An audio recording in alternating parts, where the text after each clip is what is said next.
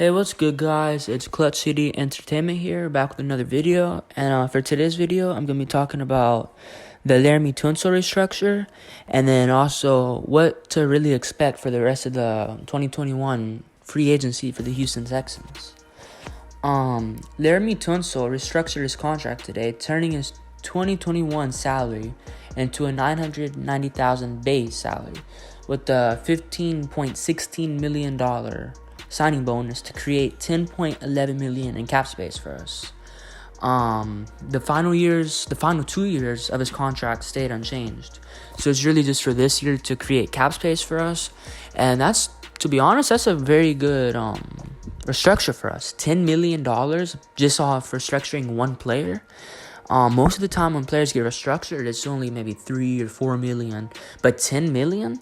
With that 10 million, we could probably sign maybe a player like, say, Casey Hayward, and then for maybe Malik Hooker. Those two players on cheap 1 year, $5 million deals. We could really do something with that money, or maybe we could just save it for a player that we need to re-sign, maybe like Justin Reed next season or something like that. But and then going back to what to expect for the offseason, for the rest of the free agency. In my opinion, I feel like we're probably going to go after another cornerback, maybe Adoree Jackson, for example, or maybe even Casey Hayward, to reunite Casey Hayward and Desmond King back on the same defense in Houston. Malik Hooker would also be a very good option. I know that he played a cover 2 in Indianapolis before they didn't re-sign him, obviously. He wasn't the best at the cover 2 there, but I mean, he was serviceable. He didn't really create too many mistakes. It's just more of he didn't do too many, I guess he didn't produce enough. So if we sign him, he would probably be like that third safety, that rotational guy. Maybe occasionally be like a sub linebacker and obvious passing down situations. One thing I would really like to see is maybe taking a 1 year flyer on Jadeveon Clowney.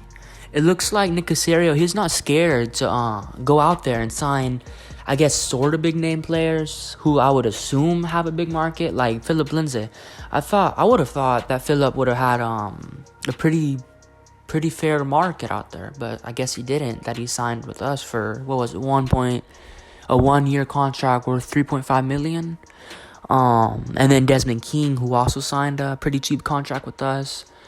Mark Ingram as well. So, I mean, I guess there are players who really want to come to Houston, or maybe not really want to come here, but I mean, want to come for a 1 year prove it type of deal.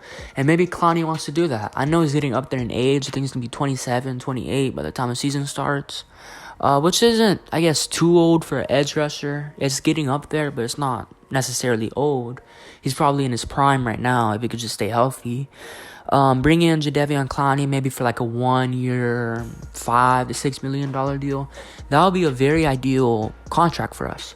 Not only would it improve his defense, but it would give us some more, I guess, star power, some more big names. Not necessarily that a defense needs big names, but I mean, it never hurts to have big names who can really contribute. He would probably fit right in at that left end or that right end spot. I know he's not necessarily a 4-3 end. He fits better in that 3-4. But I mean, he'll be, I guess, pretty good. Maybe we could rush him in as a linebacker up the middle and as that interior presence or something on different exotic blitzes. He would really be that run stopper here for Houston. He would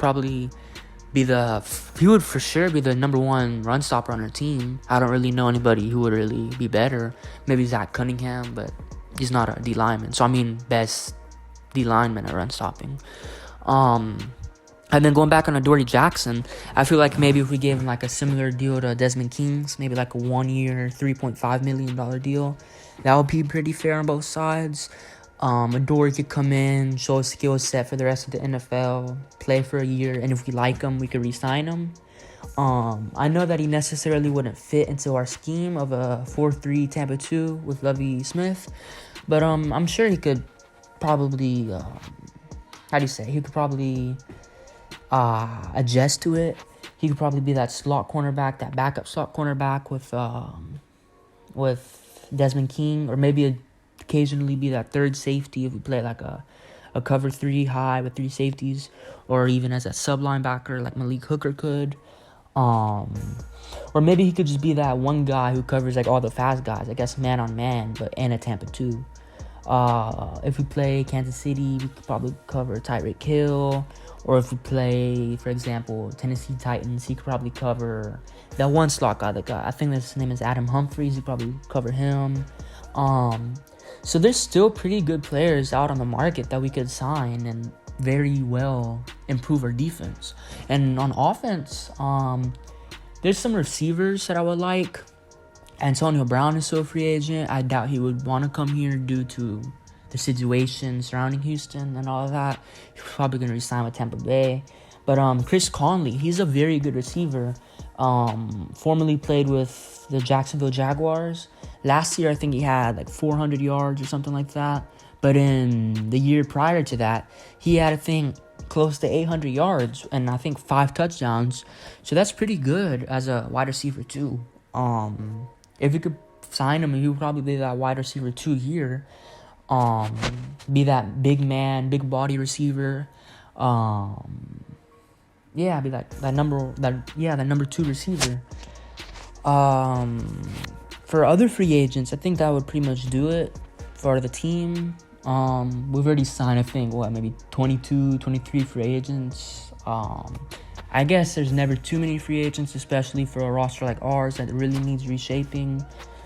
But that's going to do it for today's video. And comment down below which free agents you would like to come or that you would like to sign with us, and like what type of contract or whatever. And Clutch City Entertainment Sports out. Peace.